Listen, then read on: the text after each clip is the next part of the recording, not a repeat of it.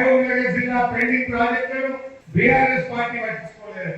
ముఖ్యమంత్రి గారిని దేవుడు కురుమూర్తి దేవుడు చాలా పవర్ఫుల్.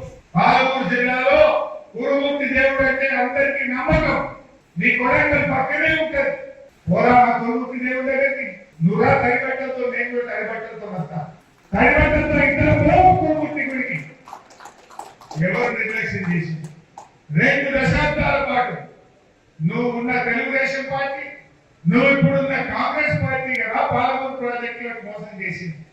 20 ఏళ్ళు, 10 ఏళ్ళు తెలుగుదేశం, 10 ఏళ్ళు కాంగ్రెస్ పార్టీ, 20 ఏళ్ళు కల్లకుర్తి, నెట్టపాడు, భీమా, కోయిలసాగర్ ప్రాజెక్టులను పెండింగ్ లో పెట్టి 20 ఏళ్లలో మీరు 26,000 ఎకరాలకు నీళ్ళు ఇచ్చింది.